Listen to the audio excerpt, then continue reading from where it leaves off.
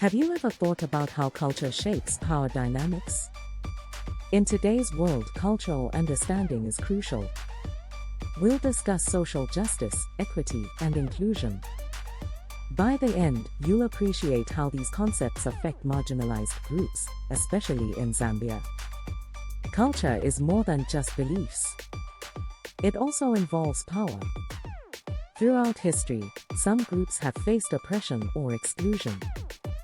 Social workers play a fundamental role in tackling these injustices. They must challenge cultural inequities and advocate for change. Marginalization can stem from various factors. Ethnicity, race, religion, or gender identity can alienate individuals. In Zambia, certain groups face significant challenges. Rural populations often struggle to access services. People with albinism, refugees, and women in patriarchal societies experience discrimination.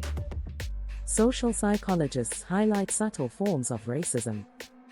Implicit bias and microaggressions can hinder progress. These hidden forms of discrimination often go unnoticed but are impactful. Recognizing these issues is vital for promoting social justice. Let's look at cultural humility versus cultural competence. Cultural competence traditionally means knowledge about cultures. However, this can oversimplify complex identities. Critics argue it turns culture into a checklist. Competence shouldn't be a fixed point, learning must be lifelong. Cultural humility offers a more dynamic approach. It encourages self-reflection and acknowledges power imbalances. Social workers should ask clients, "What do I need to know about your culture?" rather than making assumptions.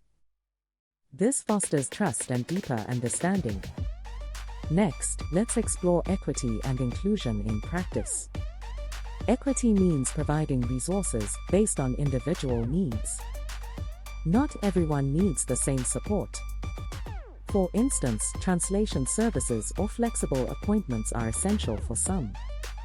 Inclusion ensures marginalized voices are heard. Women, youth, and ethnic minorities should participate in decision-making. In community development, their input shapes better outcomes. To achieve this, we can implement practical strategies. Conduct community needs assessments in local languages. Develop culturally adapted interventions that respect local values. Employ community health workers for relatable support. Another powerful movement involves decolonizing social psychology and social work. This means recognizing the limitations of Western theories. It's essential to elevate indigenous knowledge and healing practices. Critiquing historical injustices opens doors for new insights. Decolonization calls us to rethink our approaches. How do social psychological concepts apply to Zambian communities? What culturally grounded interventions can we develop? In summary, understanding culture's role in power dynamics is crucial for social justice. Cultural humility, equity, and inclusion must guide our practices. The aim is to support marginalized communities thoughtfully and effectively. Now, it's time to take action. Advocate for policies that promote equity.